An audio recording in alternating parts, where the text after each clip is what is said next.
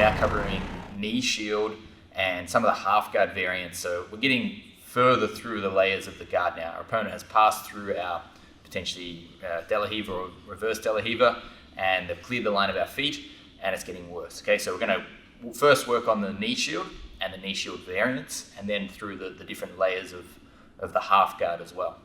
Now, in this first section, we're just going to cover some general concepts that kind of can apply throughout, whether it's knee shield or some of the half guards that we're going to cover, and then we'll get into specific things for the knee shield and then onto the half guard variants themselves individually.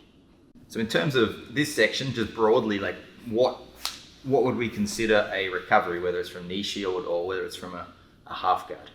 Obviously, if you can take your bottom leg out and across the hip, then I'm now back in some sort of open or potentially closed guard. So that's going to be a great way to recover.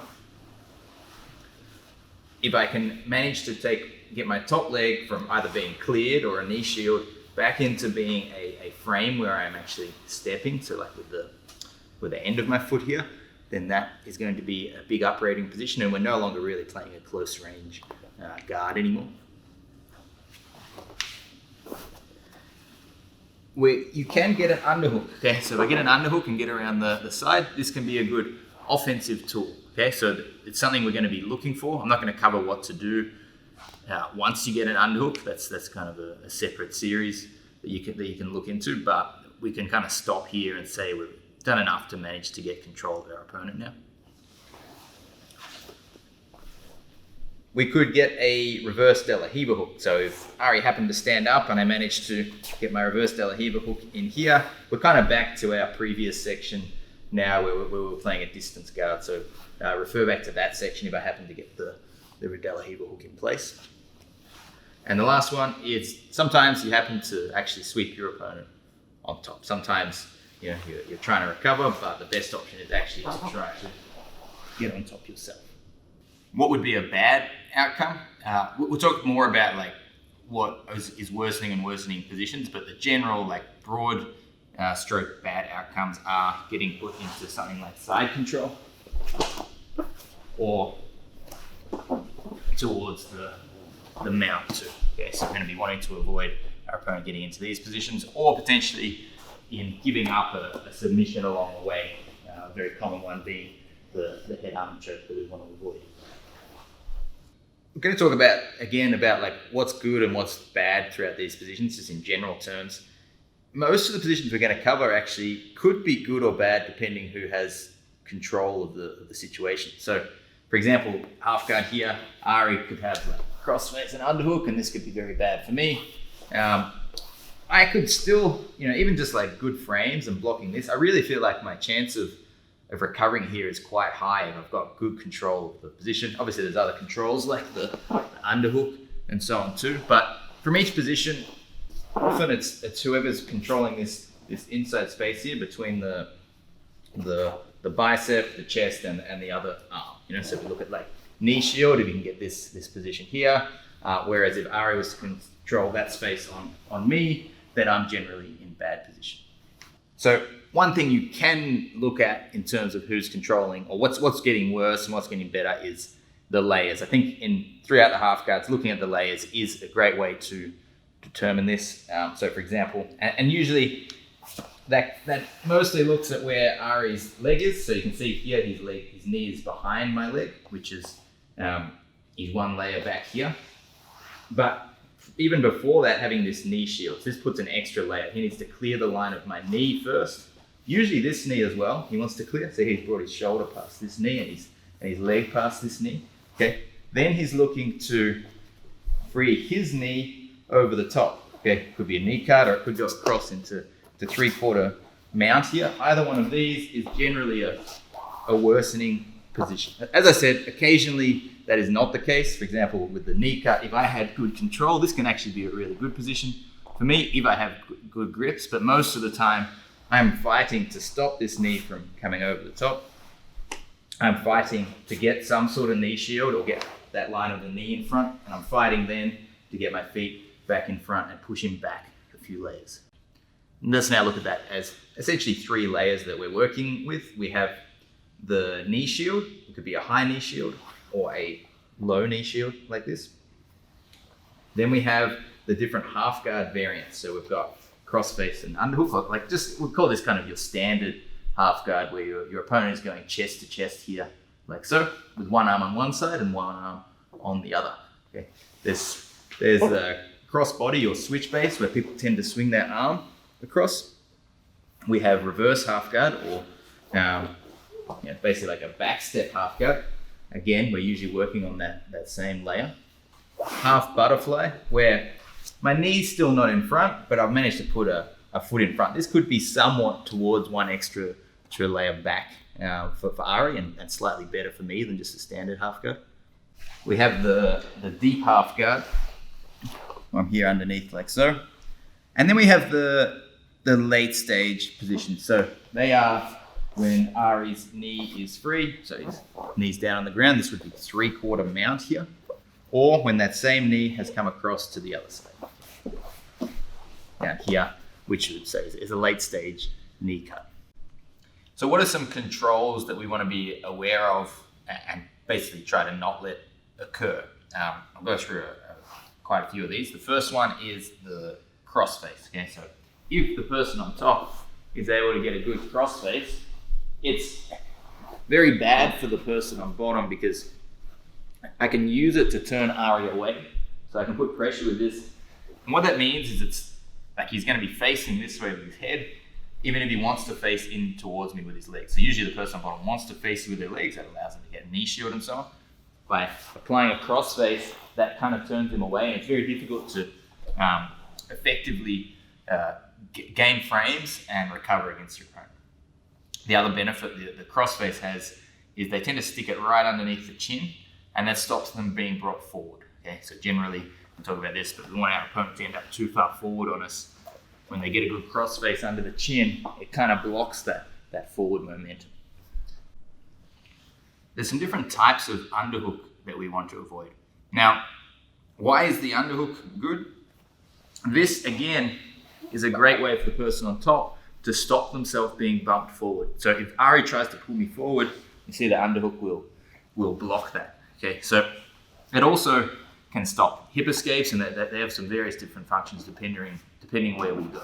Okay. Now, sometimes they will underhook at the hip. This is usually to prevent the hip escape, prevent the person on bottom making enough space that they can get their legs back in front. So if they can, they'll underhook down near the hip here. That said, there's also some higher underhooks too. Usually when they go high, they're using the underhook combined with chest pressure to flatten you out, prevent you from getting on your side like you want, and also to open this space here, which can allow for things like your knee coming over the top towards mount, or potentially for them to trap your arm to set up submissions. Sometimes the person will, instead of underhooking with their arm, they'll work to get their head on the ground underneath your arm.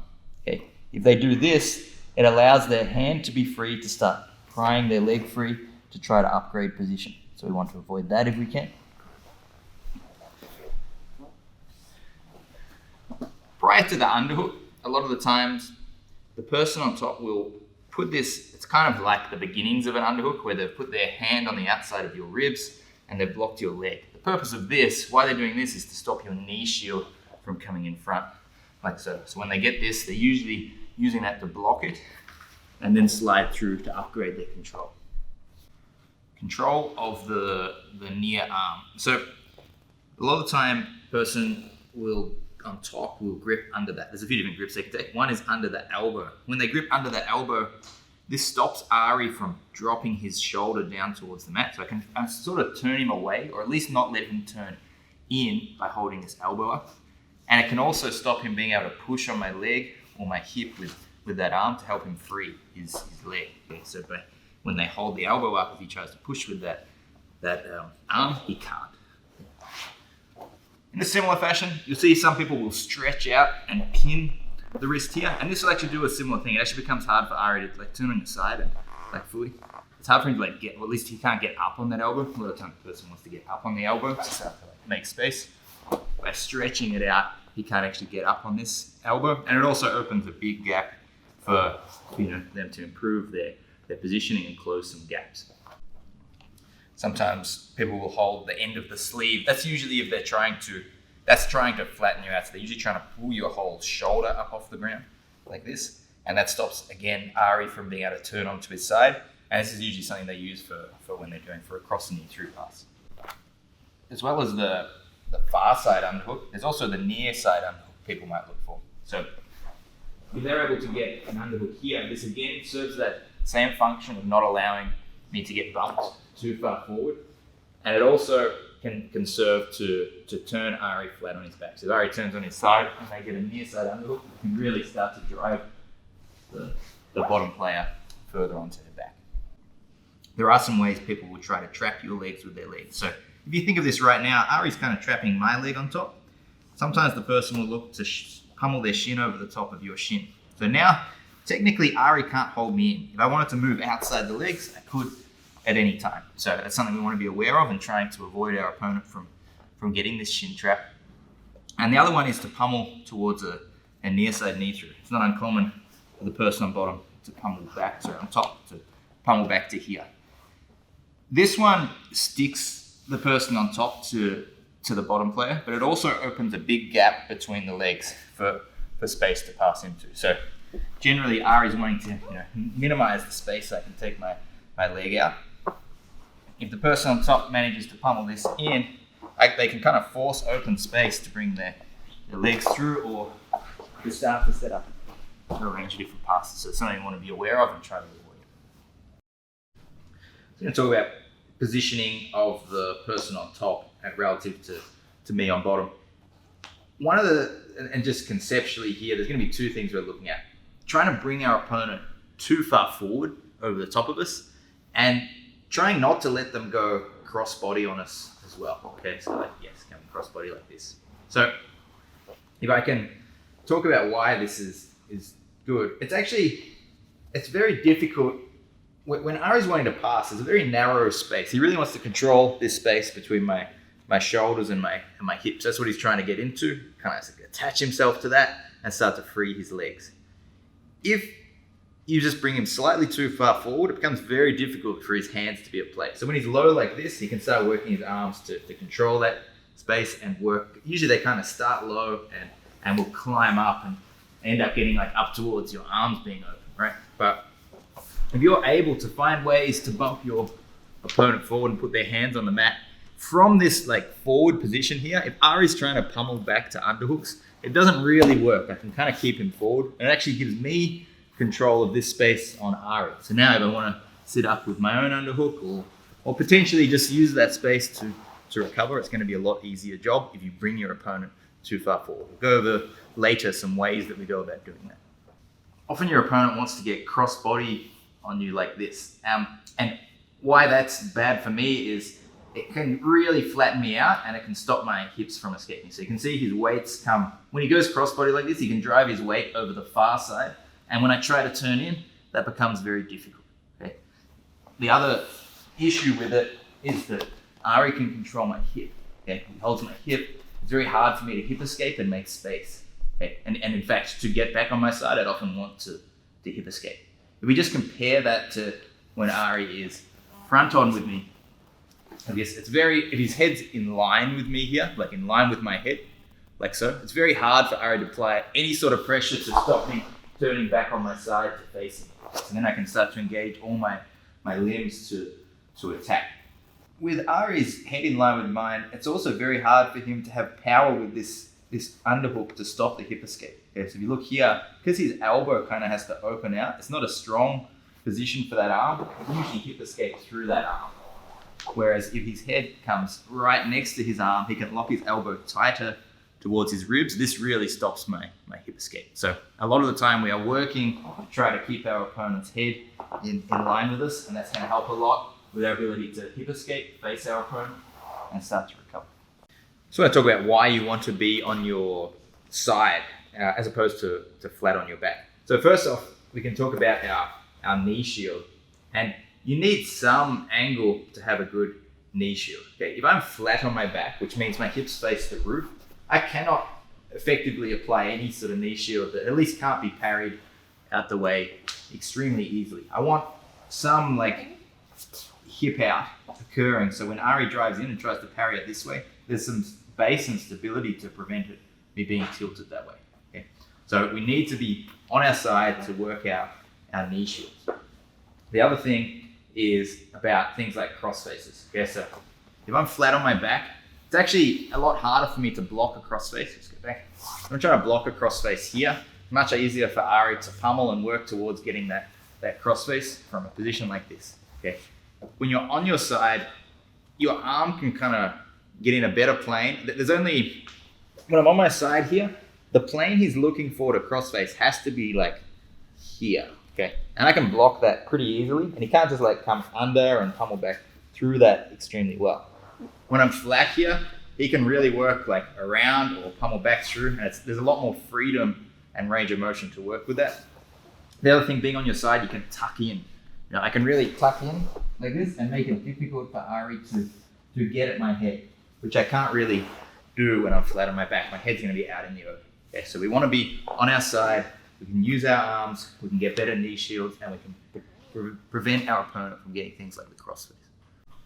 I'm just talking about the underhook and how the underhook works. What makes a good underhook, and because it can be an offensive position, but also you often will have to use it to recover from a bad position too, and get back into an offensive position. Okay, so one of the main things, one of the first things you want to do with an underhook is try to change the alignment of your opponent's body from being cross-body to in line with you. Okay, the underhook does not work if I get. Can you lock your elbow over my forearm? If Ari is cross-body and he's locked my hand down in like this, I cannot move him with the underhook. It's basically a useless underhook to have it here right now. Okay. Whereas if Ari is in line with me and I get out on my side, this is an excellent position to have the underhook. I can start to get up and I end up like keeping Ari out in front of me as I start to move around the corner and attack. So what's really important here is how we're reaching for our underhook and where we're placing it. If you reach down towards the hip at the start, it's going to be very easy for your opponent to crush that underhook. Usually the first place we reach is actually quite high. The underhook could even be extended from the armpit out towards the arm here for maximum leverage to turn Ari in front of me. So can you see here, if he's kind of rotating around his hips to be turned, that I have a large amount of leverage here. And the more I reach towards the hips, the moment arm for that becomes smaller and smaller. So usually when we initially get a chance to underhook our opponent, we want to go wide and then start to work them in line with us. Once they're in line with us, then it is okay to start climbing down, because I actually want to eventually attach to the hips. Then it's okay to work down, attach to the hips, where I can actually start to get some offense going. A really important concept, especially for guard retention from any sort of mid to late stage through the legs pass, is try to control, if you think about it, my inside leg is trying to trap Ari's leg to some degree. But I think when people first start, and especially before they get a really good understanding of how to control someone, they often try to squeeze with both legs. They're trying to like pinch their opponent's leg in to stop it from freeing, which there are times when we're going to pinch. We'll go through when to do the pinch. But generally what I want is if one leg to trap, you want to learn how to use one leg to trap. That's usually a hook with my foot, with my knee being as free as possible. Or sometimes you'll be a bit deeper, doing like a back heel. And you want your top leg ready to knee shield, ready to do a low knee shield, ready to do a half butterfly hook, or ready to step on the mat to hip escape, or to bridge to start to affect our opponent's base and create distance. Now getting into the knee shield section. So the way I want you to think about this is, and this is how I think when I'm rolling, like there's a bunch of controls and battles that I'm going to be fighting, and I need to just be fighting them. They're almost independent of each other. So for example, what I'm doing with my bottom leg, what I'm doing with my top leg, how I'm trying to frame the head and prevent Ari from getting controls on me, and what I'm doing with my bottom arm and how I'm defending him controlling that. So each of these battles are almost their own thing. And if you get good at fighting these battles and understand how they work, that's going to be the best way to approach learning this. But on the other hand, there are some kind of linear pathways that we often want to go through as well. So I'm actually going to start out with this is going to just start with a brief overview of the linear pathways, just so you have an idea of the directions you might go from the knee shield and the more common ways that you eventually get out. But then we're going to mostly cover this in how to deal with each of those battles I was talking about. All right, let's look at some of the common pathways now that we might recover back to guard or to offense. Okay. So we might go from a low knee shield, framing up into a high knee shield, retracting our bottom leg, taking it across the hip, and squaring back up. We may also use that low knee shield to kind of push-pull, retract the bottom leg, come in front of the bicep, or across the hip again. Use that to recover. We may go from the high knee shield. We may work to create space to get an underhook, shuck, and get around the corner. We may frame, creating enough space to get our top leg first. So we can get the shoulders far enough that we step on that bicep, and that allows the space to retract our bottom leg. You may get to the point where you get a strong enough top frame that you can start to scoot back, pummel a butterfly hook, and hip away, so you can start to put your feet back in front of your opponent.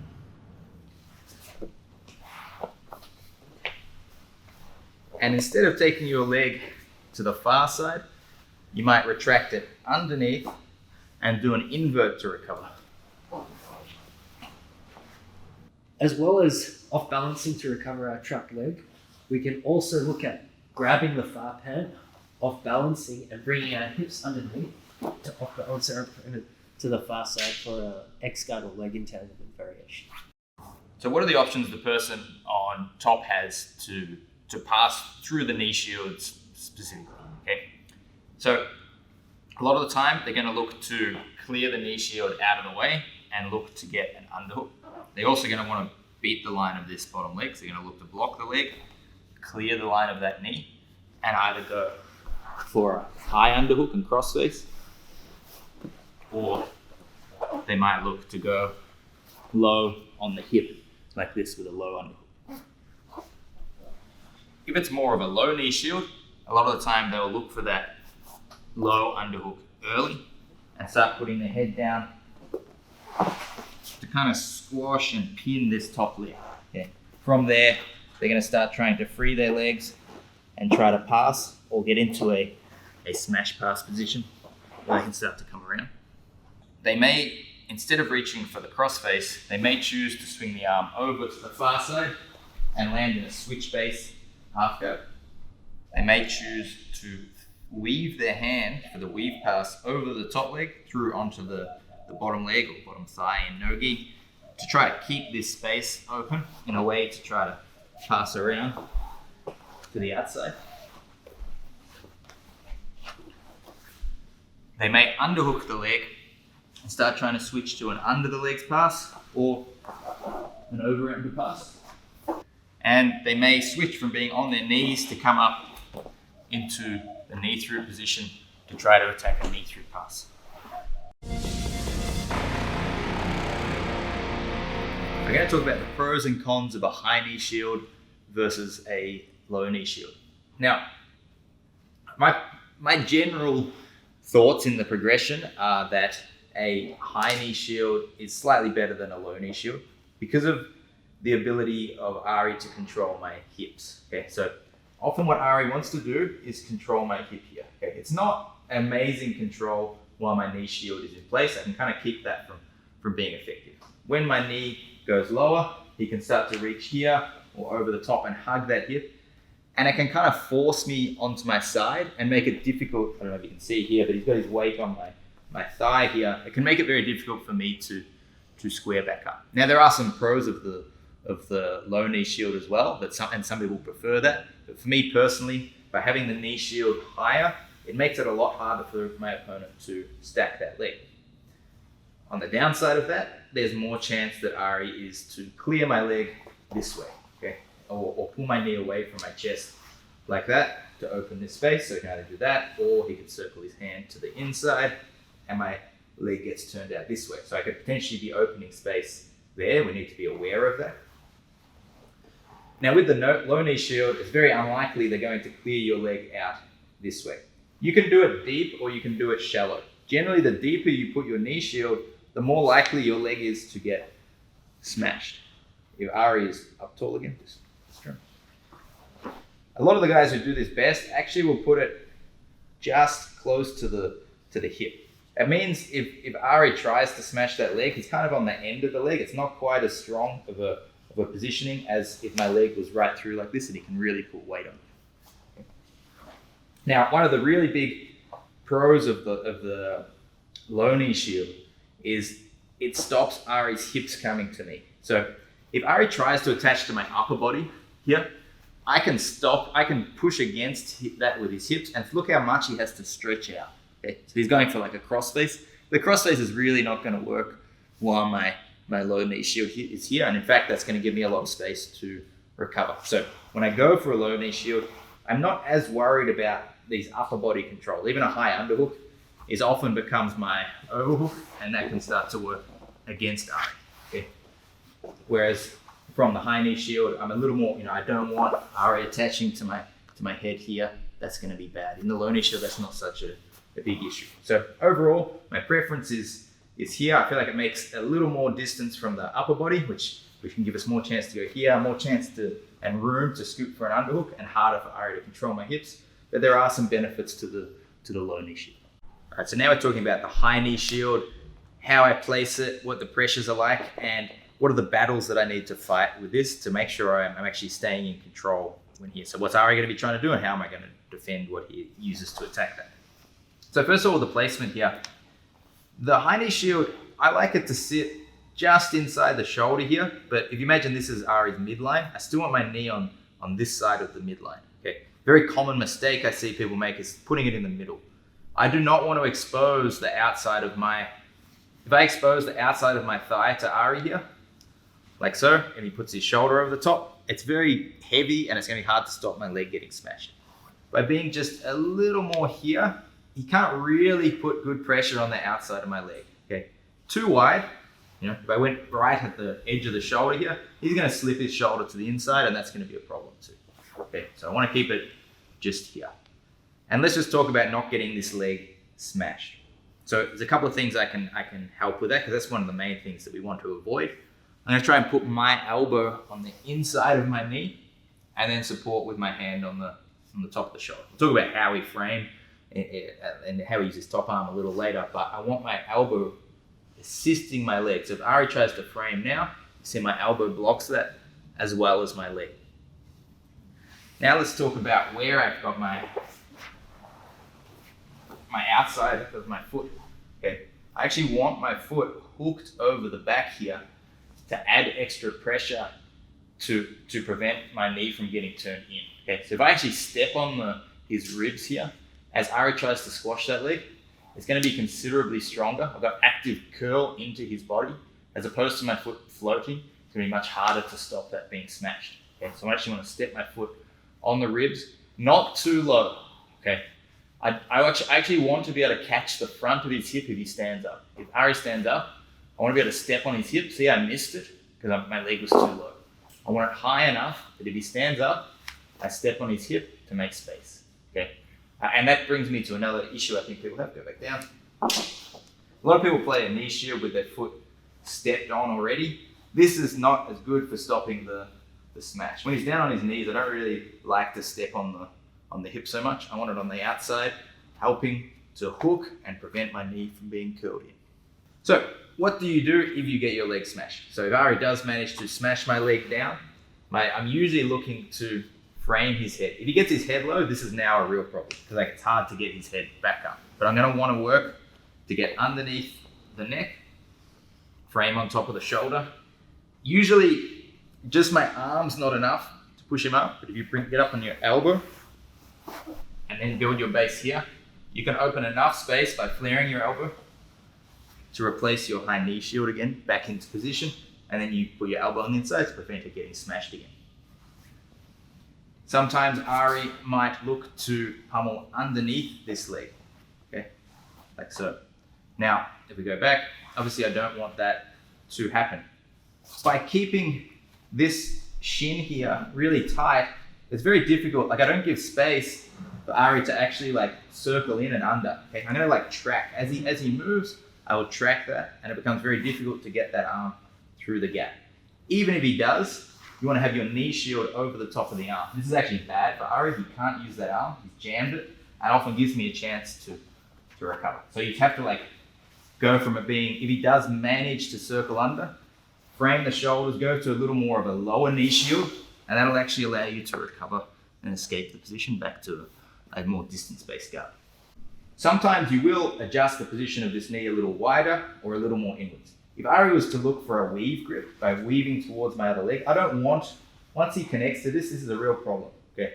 I would rather that not happen. So when I'm here, when he goes to reach, I start to scoot my hips under and point my knee more vertical, okay? Like so, right? So you can see as he goes to reach for that leg, this leg moves further away, and my knee coming up, I can actually kick up a little bit, and that creates a lot of space and very difficult for Ari to reach to that leg, okay? Once I connect my grips, put my elbow inside, I'm then back to a position where I know he can't reach for that leg. If Ari were to try to go switch base, see how my knee shield's here. If he rolls, he ends up in front of my knee. That's a real problem, okay? You see that? So because I'm starting on this side of the shoulder, when he rolls his chest, it gets in front of my thigh, and that can actually stop me pulling my knee to my chest as he switches base. So when you sense your opponent is going to switch base, you want to point your knee a little more towards the inside, okay? So I want to push to here. Now when he tries to switch base, you see I kind of elevate him, he doesn't really get anywhere, okay? So that's sometimes we make the adjustments, but always when he goes back to a neutral position, I want to get my knee shield in position, normal position again. Now, another thing that's really important is that your hips are away. So just for the regular positioning, I want to have my hips out, okay? I don't want to be too much underneath. This probably means even though my knee shield might be in the right point of his shoulder, it's getting too pointed upwards and too easy to flare out. So I want my hips out and away, and my knee shield in that position just in front of the shoulder. So oftentimes a big mistake I see beginners make when I tell them to play knee shield is they're playing from here. They're kind of flat, facing the roof, and this is not a good position to work from. So another role of this high knee shield is to actually open space for the underhook. So if I actually kick up, you can see I open more space, and I bring Ari forward too. So the underhook's easier to get the more forward Ari comes relative to me. And that therefore, if you get your like positioning correct, when I kick up in the air, my shin starts to drive that shoulder forward. It's actually a really good control point. So it's funny, but if you put your knee, like a lot of people go just on the tip of their knee, and if I kick up now, it doesn't really do anything, and it's too easy to slip. So you want it a little bit more so that I say it's kind of knee shield, but it's actually kind of like top of shin shield. That's where I'm actually framing with. Yeah, okay, it's kind of there. And therefore, when I want to kick, I'm able to off balance Ari by kicking forward. So when we want to set up an underhook, we'll talk about the mechanics of how we get the underhook later, but I want to be kicking up in the air, and that gives me space to get my underhook. Now talking about the low knee shield. Now, I'm just going to talk about the bottom leg positioning for a moment, just while we talk about the low knee shield. It's also often called Z guard, okay? So just in case you're not familiar with that.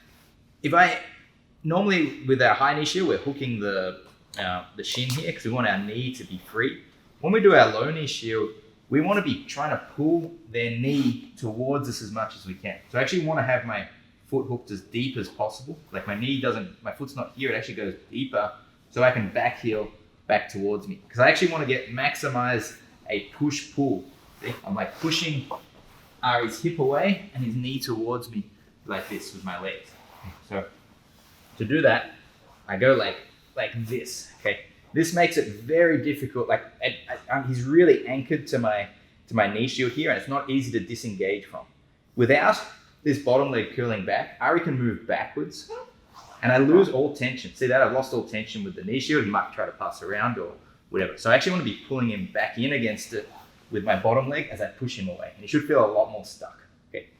Now what we can do to get even more pressure, if you got enough, long enough legs, or your opponent doesn't have too thick legs, if you can even lock your feet together on this.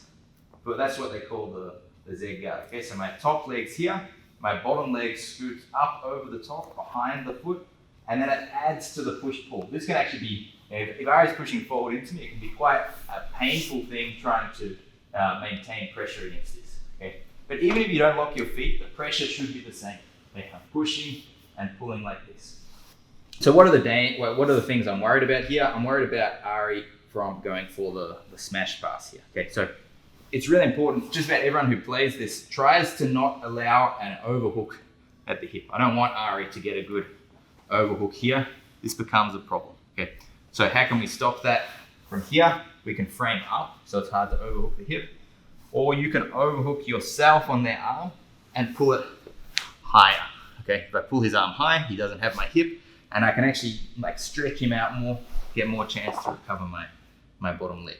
So if you feel like you are getting your knee shield smashed and it's no longer working properly, maybe it's being cleared, then your low knee shield, then a good way to recover is to start to sit up, scoot your hips backwards, and start to step on the hip. Okay, you can either change that into a half butterfly position, or you can step on the hip, push, and then start going back into either a high knee shield, or if you prefer the low knee shield, back to the low knee shield. Okay, so again, if you feel like it's smashed and you can't get the head up, often it's good to sit up, scoot back, and start to pummel a butterfly hook. Okay. Without doing that, if you don't put your hook in, Ari brings his knee in close to my hips, and now or over for a knee cut, and this is a problem. Okay, so I need to block that as soon as this is cleared.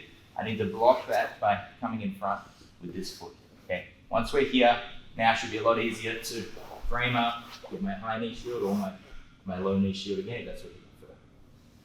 So when we want to free we can use one really good thing about the low knee shield is that we can often free our bottom leg. Okay, that has to be a scissor action like so. So I'm going to push with my leg and retract my bottom leg as much as I can to take it out. Okay, and an interesting thing with this is usually the further back I bring my body, the more range of motion I get with this. So it's kind of counterintuitive. Usually we're curling in, trying to block things, but actually I can only bring my knee so close to my chest. So if my chest is in, my knee only goes to here, it might not escape. If I move my chest away, I can now bring my knee back to my chest here. Okay, so you can see my foot goes a lot further. It's a push, pull, okay, like that scissor action. And then I can step on the bicep or across the hip. If you're lucky, you get over the top for a triangle. And there's various different grips you might use this action from. Make sure when you recover your bottom leg that you do change to other hip so they don't just step over it again. Here I'm in the low knee shield, and I've managed to get an overhook which stops Mile from controlling my hip. So I'm trying to pull his upper body high and push him away with my leg. And I'll kind of arch my back a little bit, which will give me room. There we go. So I take my head away. That gives me room to retract my bottom leg across the far hip. And recover, as I said, as soon as you recover your bottom leg, get out to the other side so they can no longer force you back on the side they were trying to pass. So with our bottom leg, we talked about two different grips. So I've got either my foot hooking the over the top like this. So this is usually with a high knee shield. I want to have my foot hooking the ankle with my toes facing towards the ground. You should be able to use this to kind of push in or pull away. If I extend with that leg and move my hips away, so I keep some weight on it. Good. Or if I curl in, it brings my hips back in. So you should, with this bottom leg, be able to move like that. Okay. If we're using a low knee shield, my bottom leg will be scooped through deeper to try to pull the knee in towards me. Okay. Now, there's an important battle that's going to go on, which is I don't want Ari to beat this knee. I always want the ability, if I can, to kind of pull this knee to my chest to retract. One thing Ari's going to look to do is either control this leg with his hand. So I want to be kind of controlling his hand so I can pull my leg back. Or he might try to use his hand and then his knee. It's really important I don't let that happen. Okay, because now I am stuck. If I try to move my hips away, he's pinching, I'm stuck, he has much better angle to square me up and start to close the gap. So we're always battling this, trying to work here. If I ever sense that Ari wants to bring his leg over this leg, what you first should do is change it to a kind of a knee shield on the far hip. So try to step over that. I want to point my knee in front of this hip. Now if Ari tries to go forward at me, you see my knee ends up on the outside, and that'll actually let me recover. Okay, so this leg, when I feel that, points up. Okay, if you do happen to get that leg trapped, then usually you'll use your hand. Just make sure you cross, like never post here where they can cross face you, but you can do it if you block the cross face with your other hand, free your knee, and then point it back up at the hip, and then as Ari settles back to a different posture, I put it back down in its original position. We talked about I can pull this knee close to my chest to recover, and we already talked about if I move my chest away, that's going to give me more freedom to retract that leg. Another thing you can do, sometimes, for example here, Ari might block my leg with his hand from, I can't bring it across to the far hip, so he kind of blocks that. But sometimes you can take it to the near side, okay? So we can go from here onto the ground on the near side. And when that happens, you see the room to put this here, Ari's outside the legs, but I still have a knee shield. I have a great chance to go for the invert from here. Okay, so go from here, foot goes to the ground, and then pushing off that foot, we'll start to let me invert through and recover. All right, so now last thing with this bottom leg is to try to catch the reverse De La Riva. So if Ari comes up and pins my leg with that knee, this is a real problem. Okay, now I'm in quite a late stage defense. So if we go back, I want to catch the reverse De La Riva hook. So as he stands up, I want my left foot on the hip and my right foot waits for his knee to drop in so I can catch the reverse De La Riva hook. Okay, I will just say the order is very important.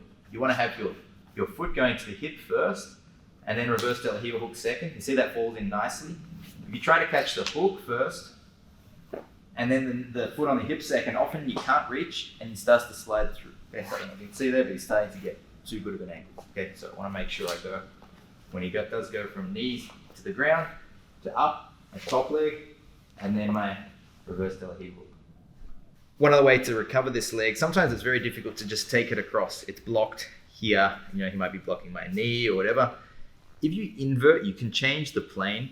Where right now, if I chop my leg, obviously it moves this way. But if I can reach under this near leg here and spin through, getting my hips up. Now when I chop my leg, it actually takes it out. So putting my heel towards my butt will actually take my leg out to the far hip. Okay, so again, from here, if I chop, it's no good, but if I can invert through, chop, I can take my leg out. Now, this time, Miele's gone more into a tripod posture. I didn't talk about this much, but a lot of the time, people will come off their knee. So they're not going knee, they take their knee off the ground, but they go into a tripod, which means the knee almost moves backwards. And in a scenario like that, you can't really go for a reverse De La Riva hook, but hopefully you can take your foot across the hip to recover. So you can see, because his hips are further away, there's no way I'm going to hook his leg, but I might be able to take this leg out and across. He's holding the bottom of my leg to try to stop me retracting. But there we go. So because he's held my leg, I can't go outwards, but I circled inwards onto the bicep here, as you'll see, okay, connected to the bicep. And that's my retention. So you just watch that foot again. You'll notice Miele blocks my leg from going out, straight out towards the outside. So he's going to tripod. I can't take my foot to the outside, but I circle it in this gap and over the top. There we are. And we're in front of the bicep, and that gives me enough space to recover. Here's a good example of Miele getting into that tripod posture. So very hard to get a proper reverse De La Riva hook. I'm obviously still going to try to control him with that leg. As his head goes low, I'm going to look to control this arm, always battling to control this arm, prevent him from holding on to my bottom leg, because that gives me a chance to free my leg across. I try to do that, but he moves to the side, which makes that difficult. But then he tries to move around to a leg drag. As he does that, I recover my bottom leg. So you can see, as he moves to his right, this gives my right leg room to move, and I try to pummel that back in front. Here, Mile goes into the tripod position. I'm going to try to frame both shoulders. Unless I can frame his head up enough. Which I did. Actually, I framed his head up enough that I was able to start an invert in. So he's got a lot of forward pressure, a lot of forward momentum. Often the invert will work well off that. So I kind of collapse in. Can you see that? I bring my knee towards my chest and I reach for his leg with my hand. Okay, but even without gripping his leg, you can see the momentum of me pulling my knee in and then rocking my hips in the air has allowed the invert. Okay, this is I'm more switching back almost to our previous knee cut defense because Mile's come up into the tripod, but then comes in for the knee cut. So I switch to that reverse De La Riva, and then as he drives in, I can roll back, lift his hips up, and spin through. So with our top arm, we've got a few options. You can look for the underhook. So if you happen to see a chance where by going for the underhook, you're not going to get cross-faced, and there's a big enough gap you can sit up into it, then you absolutely should, or maybe not should, but if you play that game, you can look for the underhook as a way to gain control on your opponent.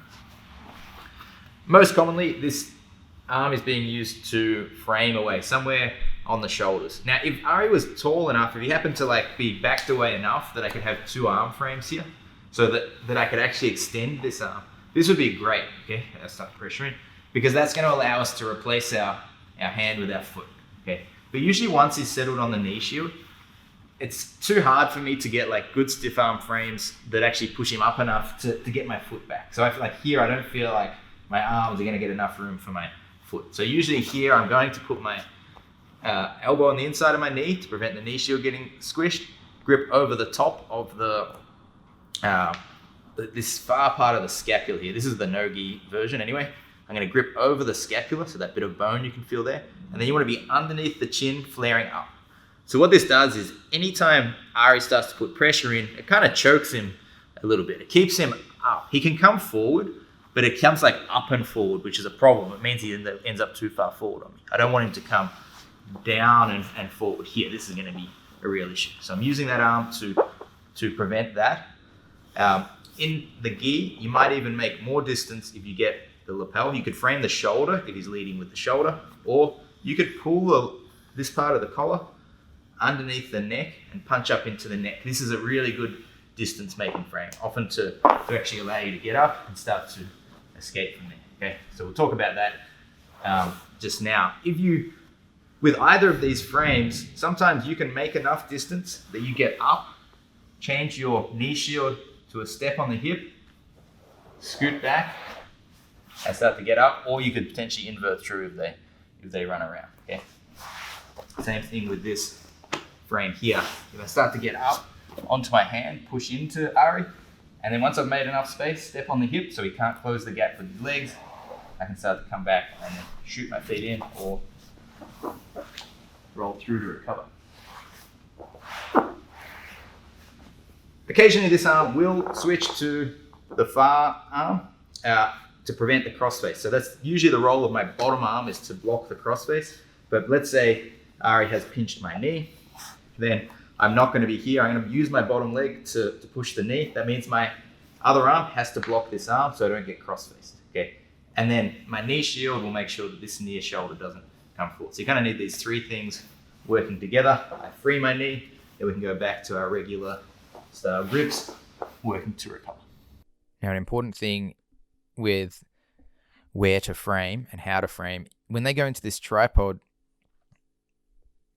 it's better, and lift their feet off the ground, it's better to go to the double shoulder frame. I didn't really talk about this in the technical portion, so you have to learn that here. You see, because of his tripod, it's hard to get a good enough frame to lift the head. I'll show you how we can do that in a moment as well, but it's often better from here to go two hands on the shoulders and try and pummel my feet back. So from here, two on the shoulder and push. Okay, it's kind of works against his tripod to keep his shoulders away and give me room to then get my feet back in front. You'll actually see a few examples of me framing both shoulders when they get into the tripod. So with the head low, I first try to get underneath the chin to frame the head up. When I realize I can't do that, I change to So when he keeps his head down, I can't lift it up high enough. So I'm going to change to 2 shoulder frames here and try to straighten them out. Okay, and that gives room. You can see the room that gives me now for my feet to start to come in. Either foot can circle here now that I've got both shoulders away, or even knee shields too if you can't reach your foot.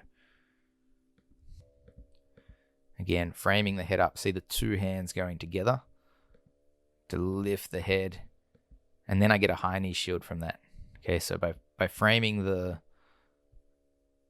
head up, not able to grip on. Actually, this is a good angle to see. I can't grip my left hand all the way onto the top of the scapula like I want. That's just not going to happen. So just from here, you have to kind of support by having your forearm of your bottom arm facing vertical, lifting up, and when that shoulder lifts, your knee can lift up under that shoulder into a high knee shield.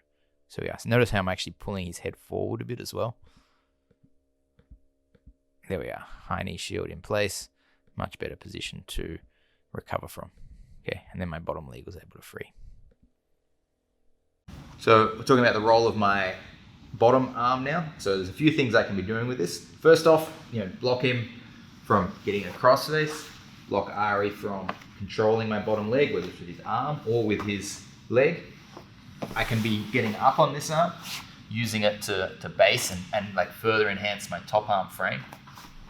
And I can be reaching to this far leg to attach myself to the leg if he happens to step too far forward on that leg. So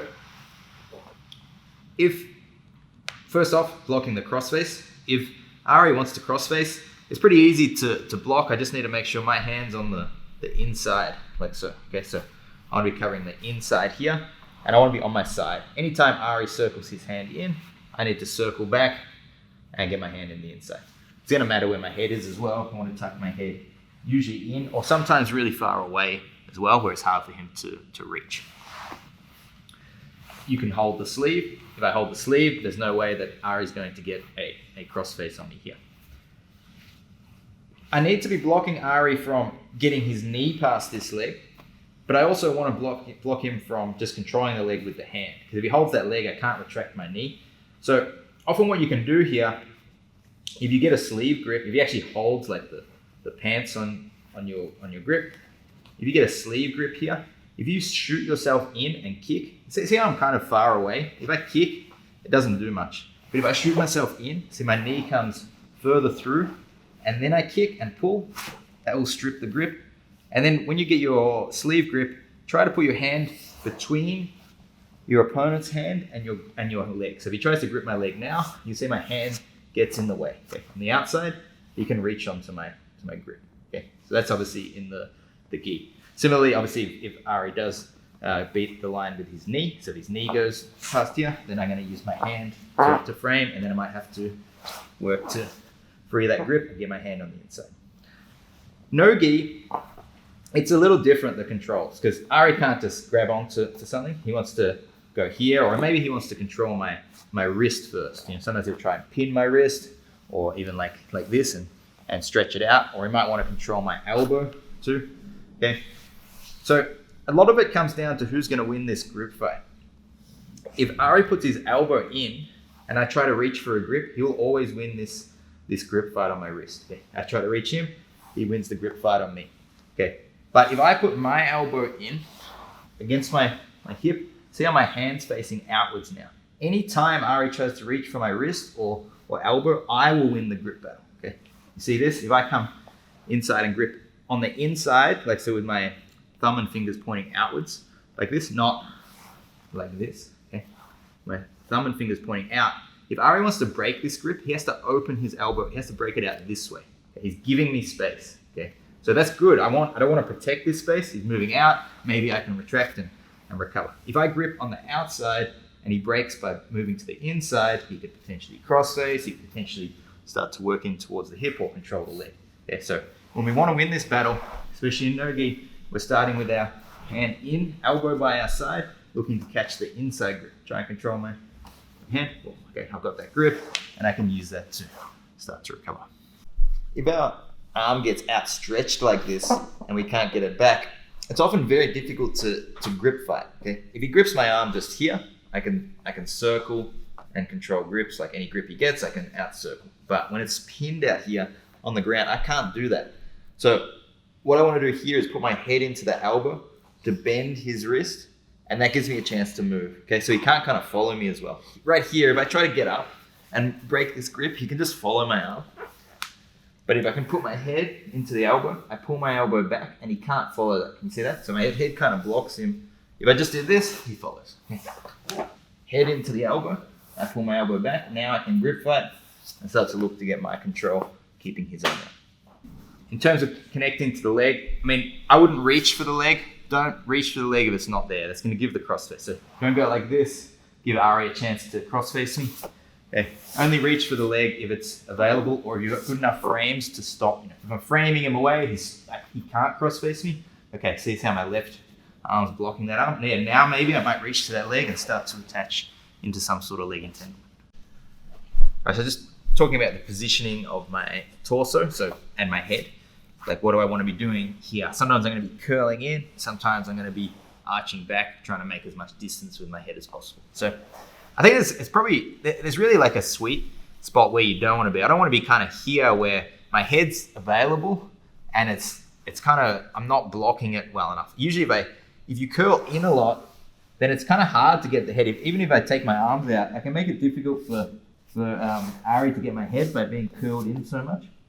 Or I can be like moved away so far that there's no way he's going to get a really good attachment to my upper body. Maybe to a lapel, but that's usually strippable if we do that as well. Okay, so kind of be all the way in. Usually if I'm looking for an underhook, that's good. Or if I'm looking to grip fight, I can grip fight the hands really well while I'm curled in like this. I can't really grip fight when I'm back here. Okay, so usually if I'm grip fighting, I'm coming in. When I'm moving away, it's usually to either retract my bottom leg to the far side or retract it to the near side. Okay, and that's going to allow me to do things such as invert, or obviously, if I get it to the far side, I can recover. By having my head and torso away from Ari here, it can let me get up on the shoulder and invert through this gap that I've created, which Ari can't really cover.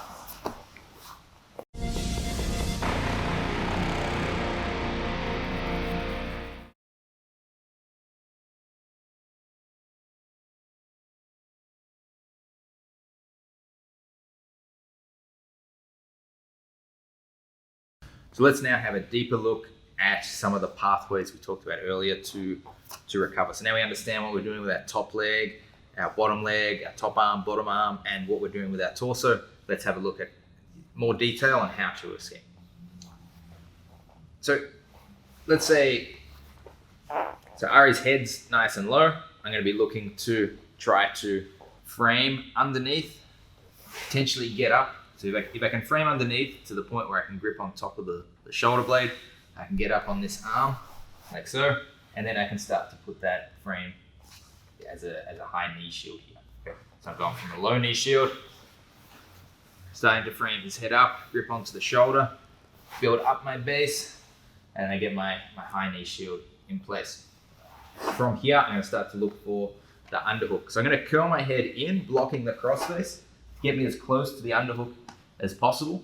From here, with my head tucked, I'm going to kick up to increase this space, get up on my right arm, and lead with my elbow pushing up as a high underhook. So nice and high, even onto the arm a little bit. Okay. Lead with the elbow, change, nice and high on the armpit, pushing, get around the corner, and once you're around the corner, grip onto the hip, and that's where we're going to stop. Okay, so just some important things on this. Make sure you don't take your leg out and reach for an underhook. Okay, that's a common mistake. It actually allows Ari to pummel against me, or potentially crush my underhook like that, but not pummel your own underhook. Okay, so this becomes a battle of who wins the underhook. If I reach under my own leg, so I'm keeping my leg there, sitting up, so I'm not extending my hand to be underhooked. I'm leading with my head and my elbow, and then my hand comes around at the last point. Okay, nice and high, remember, not to the hip straight away, but high until I scoot around the corner and I can grip onto the hip. So all of that once more. Got a low knee shield. I can start to pummel underneath, reach on top of the shoulder blade, build my base up, get my knee shield underneath, and then I block the cross face. From here, I'm gonna kick up, get up on my elbow, tuck my head, elbow high, scoot around the corner, okay, and grip the hip. Okay, just lastly, we want to get around the corner, you have to scoot. Okay, so I have to use my left leg here to step on the ground and do a reverse hip escape, scooting around the corner and holding on to the hip.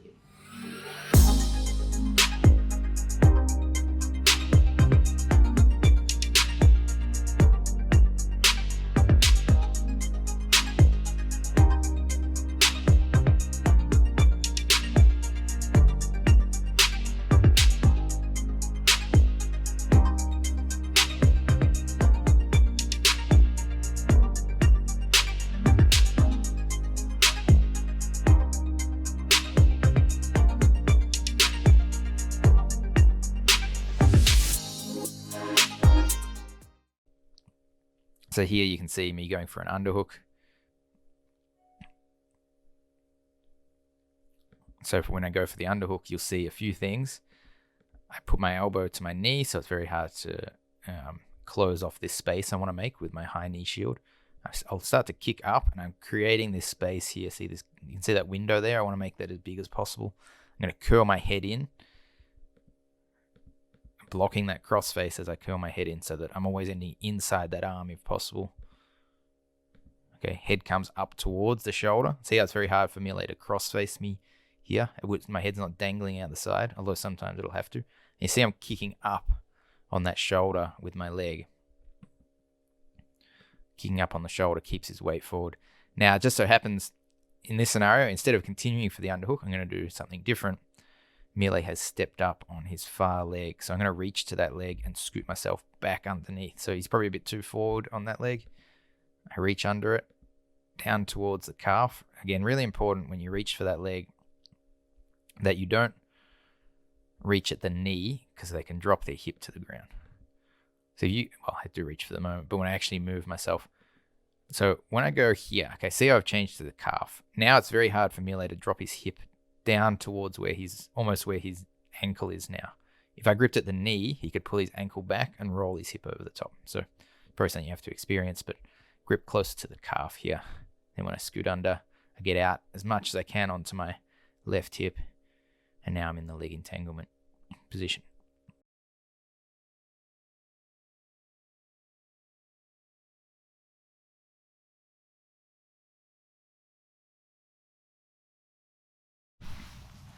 We can often frame away to get back away to scooting back to a seated guard. So I can grip the collar, punch into the neck. So pulling it across, punching into the neck, or a good frame like so. Build your base up on your arm. Actually, a really important detail with this, when you get up on your arm, it's very hard to get up forwards. If Ari drives into me, he knocks me back. You want to bring your elbow above your head, like this. So even if he drives into me here, if I go above my head, I can build up on my arm. Okay. If I've got this forearm frame here, I'm going to want to get up onto my hand. Okay, this is going to maximize the distance. As I do that, I'm going to step my foot on top of the hip. Now Ari can't close the gap. I push, retract my bottom leg, and then that bottom leg that's retracted could come in front, or if Ari's blocking that and running around, it can go to the mat and spin me through. Once more, but with the collar, pull the collar from the shoulder to under the neck. Push, elbow above the head, build your base up, and get up onto your hand. Step your foot from being a high knee shield onto the hip, and retract your bottom leg now, like so. Okay, and we can recover. Spin through.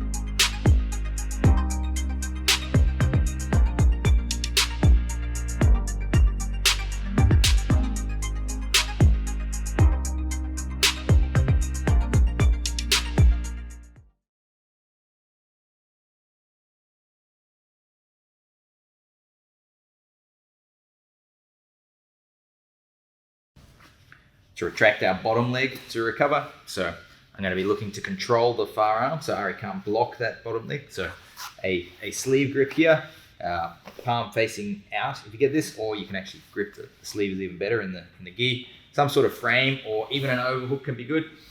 Once I've got this, I'm going to extend my back, retract my leg, or sometimes you can frame with your left arm, get up on your arm, and then from here, retract that leg to look to come either in front of the arm here, and sometimes over the top of the bicep as a way to recover.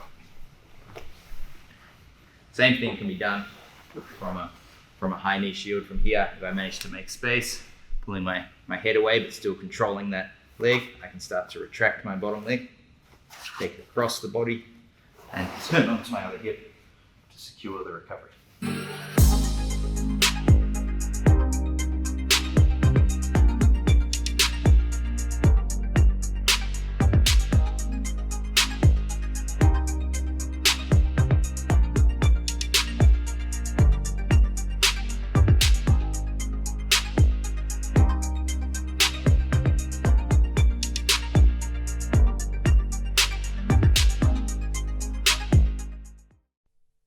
So specific training starting from the knee shield.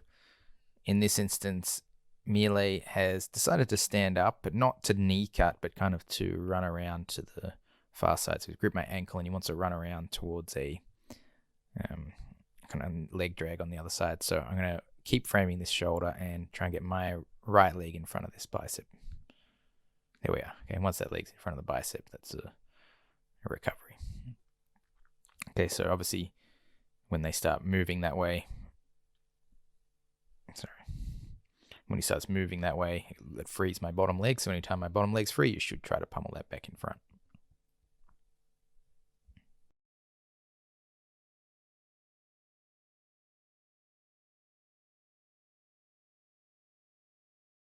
Bottom leg invert. Often this is done with a high knee shield. It can be done from a low knee shield. It's a little more risky though, because I can get kind of squashed and it can be hard to spin underneath that. Okay, if I keep a high knee shield, I've got more room to spin under when I retract my bottom leg. Okay, so we're going to be here with our knee shield. We can frame the far shoulder, and I might find that I can't bring my leg to the far side, so I can retract it and put it on the ground on the near side. Okay, foot and toes go on the mat, facing down. I have to still be facing the ground. If you go to like here, you're not going to invert. Okay? You're actually going to just kind of give them a pass. Okay?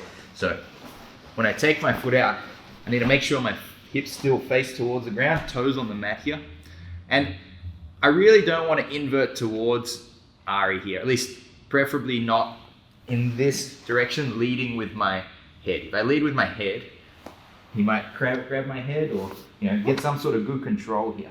I want to keep my head away and be framing here, and I want to get up onto my shoulder here. Okay. I often like to it can be hard to pull your shoulder underneath you, but if you get up on your elbow and then drop it, see my shoulder's underneath me here, and that's going to allow me to invert underneath my leg.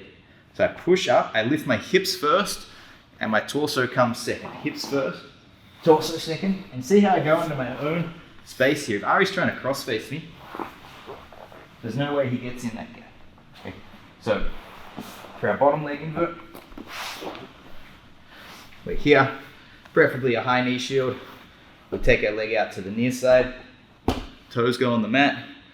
Don't invert with this arm here, I can get stuck. I want to get up, put my elbow underneath behind me, still blocking the far arm so we can't close this gap. Hips come up first, head goes under.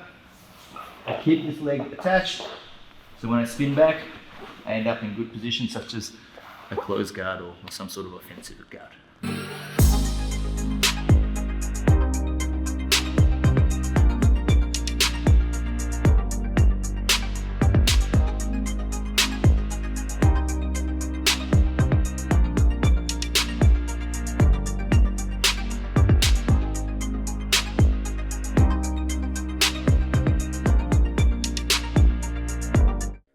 Starting from a low knee shield, I think you can see there's just it's less good position. I have much less distance on Miele now. He's really smashed my top leg, and this is why it's not my preferred method of playing half guard.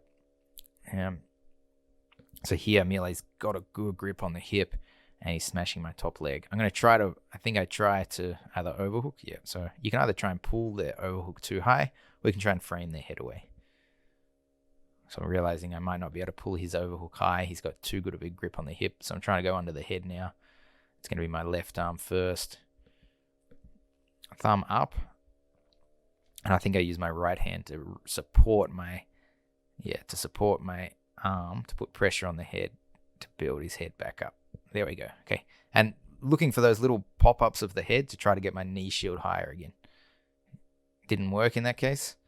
I took my bottom leg out to begin an invert. So realizing we can start going for the bottom leg invert. Actually, I think this one I end up almost giving my back because I don't get in the best positioning to do this. It's not good to do it like from a fully smashed position like this. I still want some. I've kind of committed to it now, but Miele's really like got weight pinning my knee down. So I'm gonna have to invert on an awkward angle. Whereas if you can keep them away from you, especially with a high knee shield, it's gonna be much better to invert off that. So I still will be able to invert, but I almost get my back taken, and I kind of have to. So you can see here, I've inverted, but my hips ended up on this side. That's not really what I want. I've got my back beginning to show to Miele, and he jumps on it pretty well, pulls me down, and jumps towards the back here. So just be careful with that invert. From a low knee shield, peeling the hand off the leg, going for the bottom leg invert again, just to try to get a better angle for this. And this one I managed to recover. So let's see there why that one ended up better. First of all, making sure my elbow gets underneath my body. So obviously that's important. I come up onto my shoulder. There we go. And then I tuck my head through. And you can see last time when my hips ended up kind of on this side of Miele's arm. So my back was showing. So can you imagine Miele being more like, head here, and he'd be able to see my back? Whereas here, I'm a bit more in front of his shoulder, and hips come out in front. So that the back would be very far away for Miele to go here with my hips landing there. And I'm spinning through on that angle. So it's a much better angle with my hips out further away from him, and allows me to recover more efficiently.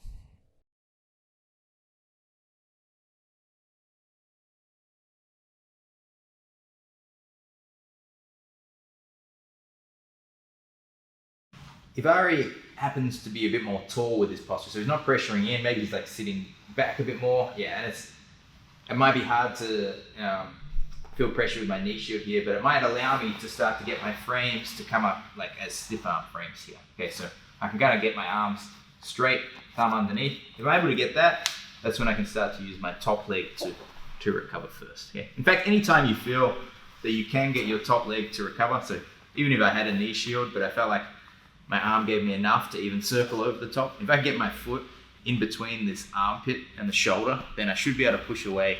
And that's really going to open space to recover my bottom leg. It's going to be very difficult for them to keep your bottom leg trapped. Okay, so just again, if you get the chance, framing the near shoulder, don't go for it if it's too low. Don't look to do it. If you're here, you should keep their head away and support your own knee shield. But if you see pressure's off that, maybe he's leaning away, and I can get that shoulder away with a straight arm frame, I should step in and recover.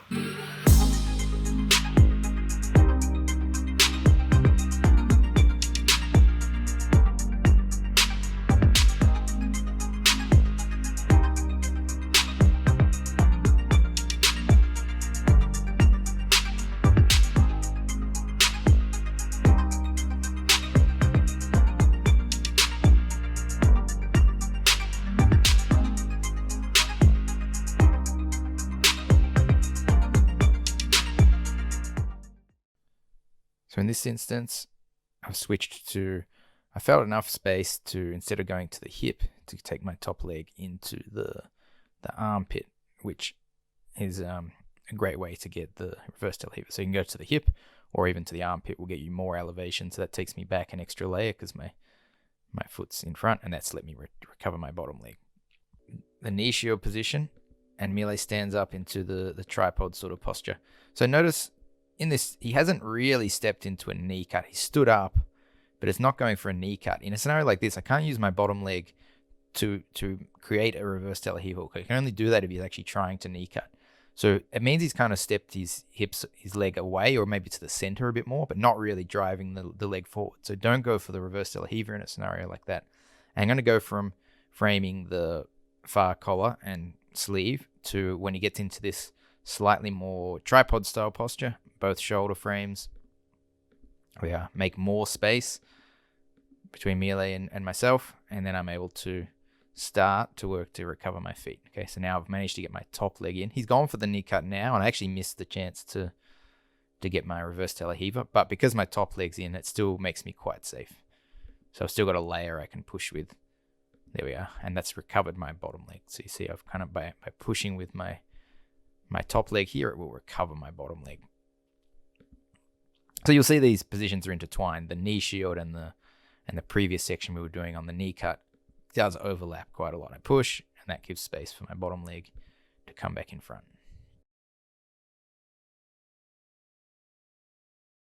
Sometimes what can happen when we try to recover this bottom leg is that our opponent positions himself in a way where he's covering our knee line, and it makes it really hard for us to free our bottom leg. So in an event like this, we can actually look at attaching to this leg and off-balancing our opponent to go to an X-guard or a leg entanglement. The other time this will arise is if our opponent happens to base this leg up.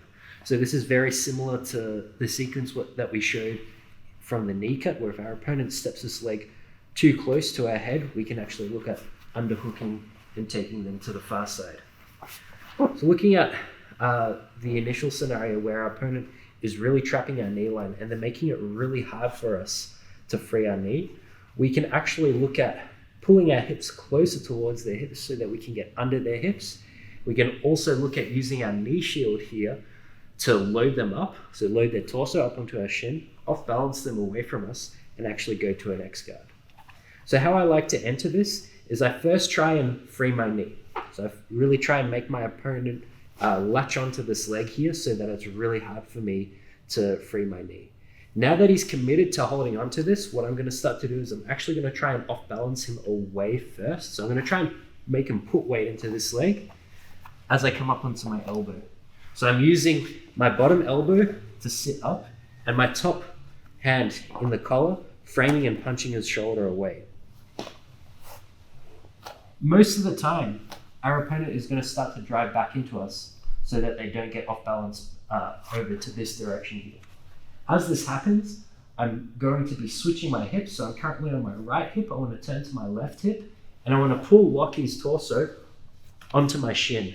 And as I do this, this is going to make this leg light, which will be easier for me to kick him over to my left. So I push, and then I throw my shoulders back down to the mat, and I start to throw my hips underneath his hips, and he's currently loaded up onto my shin. I'm going to start to kick him over to my left and bring my foot onto the hip. A common mistake people will do is they will try to attach this foot to their hip before their hips are directly under their opponent's hips. So right now, because I haven't shot my hips underneath Lucky, I won't actually be able to get my foot to his hip. I have to first really get my hips underneath his hips. Another thing as well is not off balancing and loading your opponent up onto this shin. If I don't load my opponent up like this, it's going to be really hard for me to knock him to the direction that I want, which is away from this bottom leg. So again, punching, coming up onto our elbow, throwing our hips underneath our opponent's hips, loading their torso onto our shin, off balancing them away from us, and now we can put our foot onto the hip.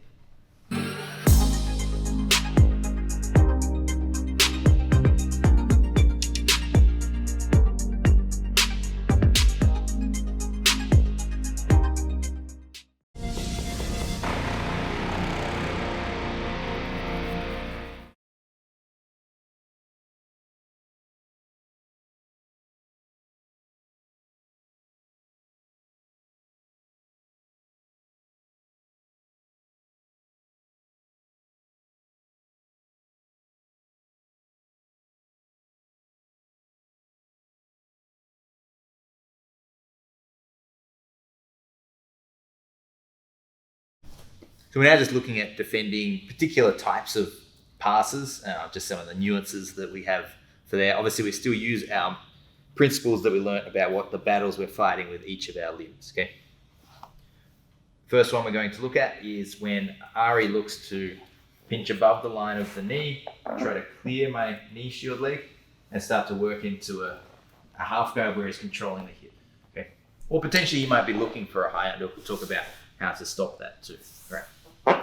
So in this scenario, the first thing is, like, if you don't let them clear this knee, so we're always stripping this hand off, and if he does get that knee there, freeing our knee, and as he's trying to step over, pointing our knee up towards the hip. If he tries to come forward for that same control now, so if he doesn't have that knee control, and he tries to come into the half guard, he's really going to put himself back into a closed guard. Okay? He really needs to trap that knee, so make sure you're fighting for that bottom leg positioning. A mistake, if you're getting caught with this a lot, it might be that you're actually leaving your knee too deep to begin with. Okay, so it should be fine to have this leg free and ready to go in front of that hip. Second, obviously, is this knee shield. You might, if someone's coming over the top and pushing that down, then you probably have your knee shield too much just on the knee and not with enough of your knee poking through. So it should be a little more on the shin here instead of the knee poking on the chest. It's going to be hard for him to clear it that way. If he starts trying to swim his hand inside to do this, then you should be ready to go like a cross knee shield here, and that should be actually give you good room to recover your bottom leg. Now, if this leg does get cleared, so now we're at the point where my bottom leg is cleared, my top leg is cleared, they shouldn't get a high underhook here unless you've obviously kept this elbow open. As soon as we're here, I need to be closing that elbow down so there's no immediate underhook, because it's generally worse if I allow him to come up to here. I'm feeling a lot worse than if he's down at the hip. Okay, if he comes high but he doesn't have the underhook, that actually suits me. Okay, so I can start getting my own underhook. So if he goes low, I'm going to be looking to move his head to the middle and either, I'll talk a little bit more because we're now kind of recovering from the half guard now once he's here, which we're going to have a whole section on this, but I'm going to be looking to redirect his head to the center and either go knee shield or butterfly hook and use that to start to build back to my original position. One other thing, if they do manage to go high, it's a great time as they beat the knee shield to do something we call the John Wayne sweep, where I tilt Ari to the side. You can actually sweep or really off balance your opponent by doing this. Okay, I'll just show you the action, but actually we're going to cover this action, the John Wayne sweep, in the half guard section in more detail. So this is just kind of letting you know that this is one of the options. Ari comes in, and I can off balance it.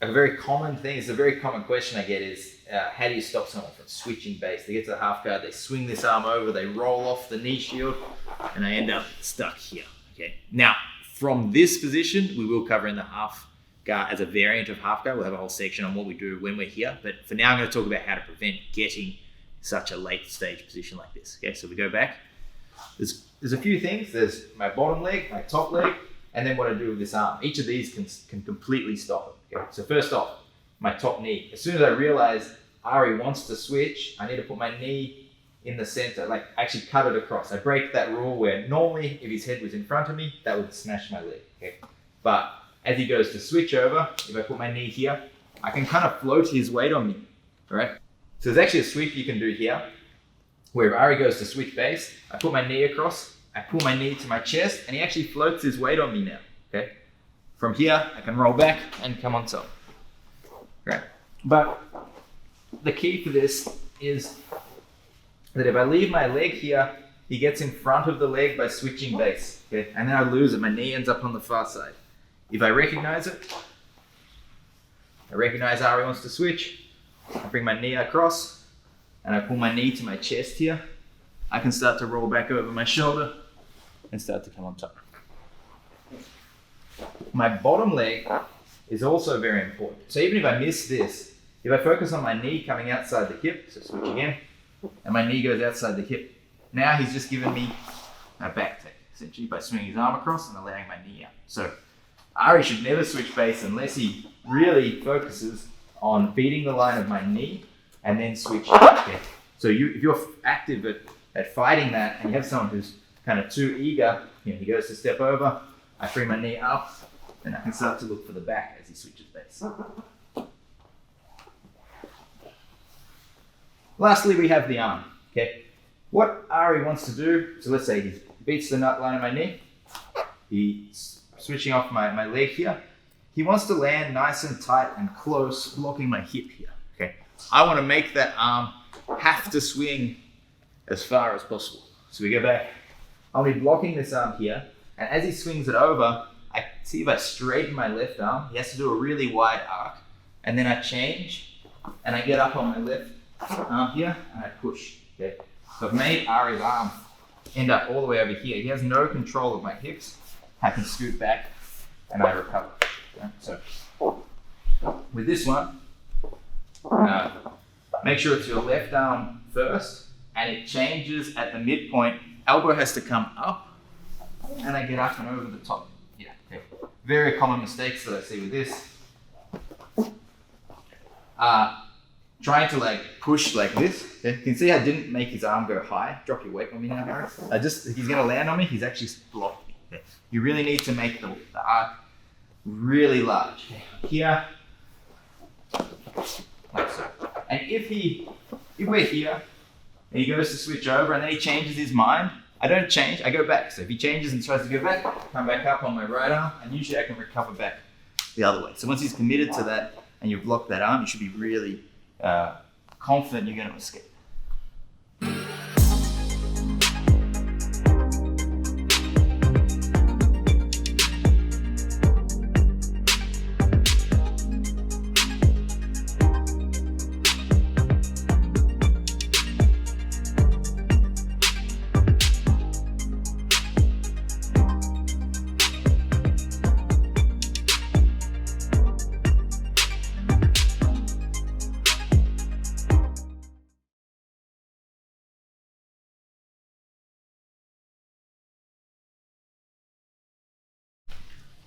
All right, now we're covering defending the weave pass. Now, first off, again, preventing it from happening. As I notice Ari is going for it, I shoot my knee in deeper and I point my leg up towards the roof. So my hips face a little more vertical for a moment. There's no way he's going to reach my knee to attach to that. Okay. Once I've pushed that arm up, I can then hip out and frame and keep my leg a little wider just so I'm ready for that. Okay. Now, if he does get the grip, obviously in the gi, that's going to be tighter, but even no gi, it's the same sort of thing.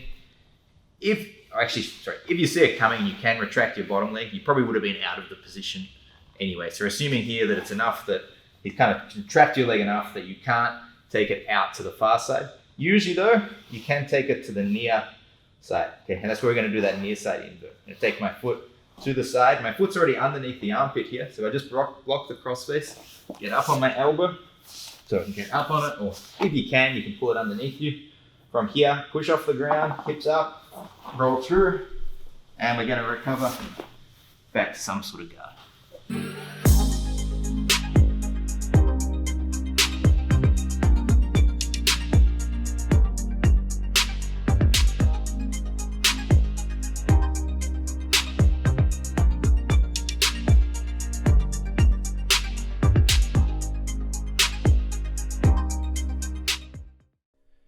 Lastly, just preventing the weave pass. So if I can, I told Miele to try and get the weave grips. Obviously starting from it sucks. So don't let people get grips. I think that's especially in these half guard positions. If you let someone get good control, it sucks, especially against a black belt, as you'll see in a few examples. So see how he went to reach, and I shoot my knee through further and my top knee more vertical. So we'll go back a moment. So I'm kind of more hips out on my side. He goes to reach for the leg. I'll shoot my hips in. This leg kicks in deeper, so it's further for him to reach, and this one pushes up. Okay, there we are. Now he's missed it. Okay, again, he goes to reach. I shoot my hips under. Okay, and now he's kind of opened up a bit of space trying to reach for that, so it might give me room to start to recover my leg. My leg comes from the inside onto the bicep and then over the top of the armpit to block that through the legs pass attempt.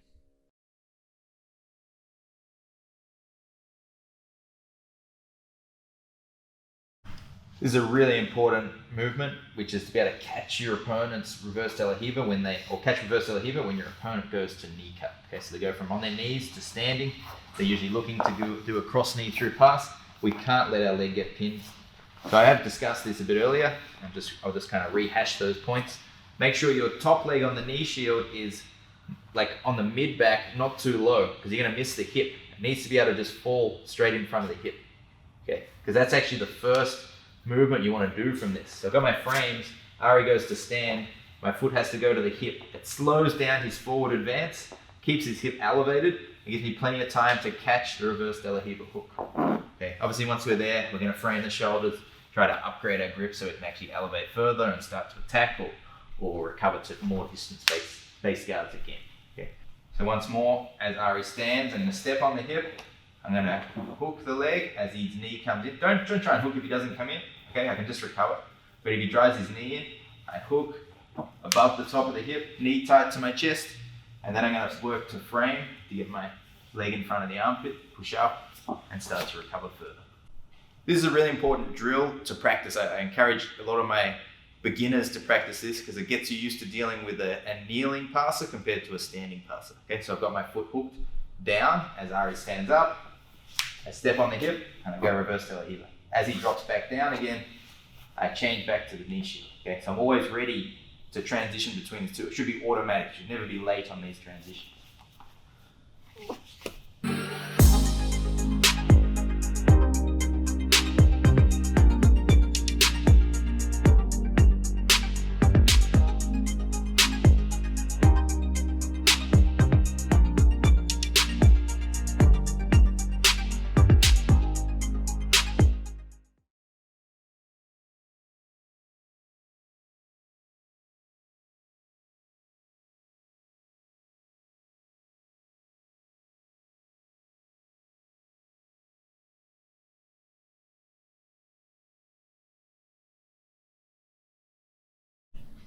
All right, so when our opponent goes underneath our legs now, okay, what do we do to defend? So first off, leg being tight against the ribs here, stop him from being able to really get through that. I can even put my knee across if I feel it, and he can't actually jam his arm through. Even if he does manage to get through that gap, if I drop my knee low as more of a low knee shield, it jams his arm, and it's much harder. This knee shield works well, and it kind of kills that arm from working. This usually gives me a chance to escape. Then we've got what we do if he actually manages to pummel the leg up. So he actually like scoops it, and it's now like, my shoulder. If I can, framing both shoulders, I pummel my foot over the top and back underneath. So again, I scoops it up, I can frame both shoulders, pummel my foot over, and I'm back to having my knee shield. Otherwise, we have some other ones that we actually covered in the under the leg section, where if Ari reaches, I can do a shoulder drag. Okay, so for that, my leg goes wide, I pull, and I jam my knee under that gap where his armpit is. Okay, so you can see here, I've pinched my knees together, and because of that, Ari can't actually posture up. Try and posture up. I'm actually forcing his shoulder down to the ground. I sit up, scoot around the corner, and I can take the back. Okay. So this one works well if your hips are out. So as he goes for it, my hips move out and he's stretched out like this. Okay, see how my hips are away? I can pull and jam. Okay. And we have the John Wayne style one where this time I move my hips out, but Ari really commits. So now his arm's not stretched. Okay. If his arm's not stretched, I catch the back of his tricep to stop him posting out here, and my inside leg tilts him over the top, like so. Okay. Again, we'll learn the John Wayne action later, but essentially what's happening is my inside knee is hooked, and it tilts Ari's hip over. When his weight's on me, you see that tilts his hip over the top, and because he can't post because of this leg, I can knock him onto the side, post on the mat, and work to get on top. So just run through those options again. A good knee shield won't let him pummel underneath. Even if he does, jamming the arm, moving away and retracting your bottom legs. If he gets a little bit further, if I can frame both shoulders, pummel my leg over the top, I get my knee shield again. If he's reaching further again, so he gets underneath the leg, he's stretched out, I can do the shoulder drag. And further again, where he's actually attaching to my hip, and I move my hips out, but there's no gap, he's followed. I can do the John Wayne, lean away, post my hands on the mat, and come up.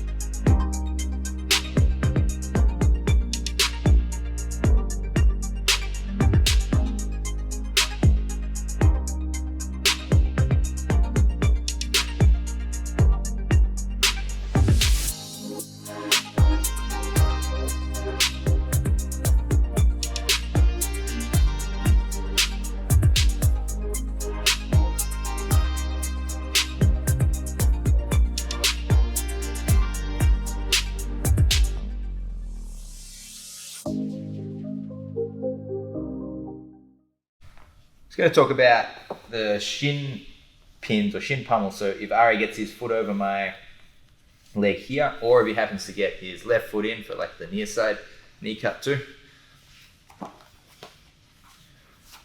like so. Okay, it could be either leg. We don't really want my leg being pinned. I want my leg trapping the inside leg. Okay, so if you hook the inside leg, it should be difficult for him to actually clear that and unhook. Okay, if I'm just like letting it dangle, he might be able to come out and shin flick over the top. Now, first off, if you do have this near side shin flick, if you can just step on the hip, there's one time I will step on the hip, kind of get up, push, and move my hips away, and that'll usually retract my leg.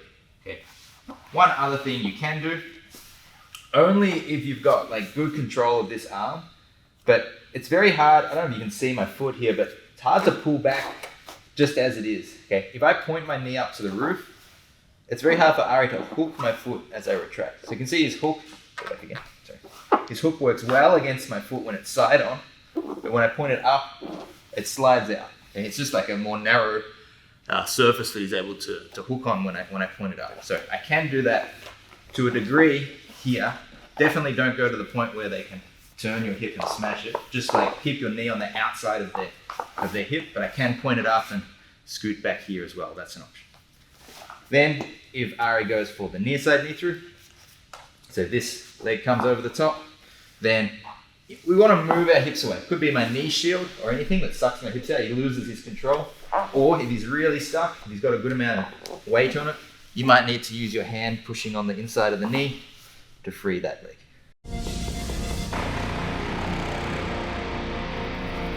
All right, so linking the techniques from the knee shield variants. So my aim is to recover from here. So I've got a certain layer of guard, but I want to get my feet back in front if I can. So if I can, I want to escape my bottom leg back outside the hip, or I want to frame my top leg to push away, which can then allow my bottom leg to come free. I might work to frame up and scoot back to escape and recover back to a guard. I could look to underhook and get control that way. I could free my bottom leg instead of the far side, but on the near side, get up on my elbow and invert through. And I have the opportunity to attach to the leg and start working into some sort of leg entanglement. So the way you want to think about this is really about each of your limbs and what they're doing and what's available, because any of those options could come available if you're fighting the right battles. So with the top knee shield, I'm looking to keep distance. That's the main aim. Stop Ari from controlling my hip, stop him from smashing my legs together, but it's mainly there as a frame so I can create space to start to work. My bottom leg can also act as a frame in front of the hip if Ari ever starts trying to clear and take another layer of the guard away. Okay, so I'm always working to keep that leg free, and if I can, to retract that leg. Anytime you can move your torso away, you get more chance to retract that leg across the hip.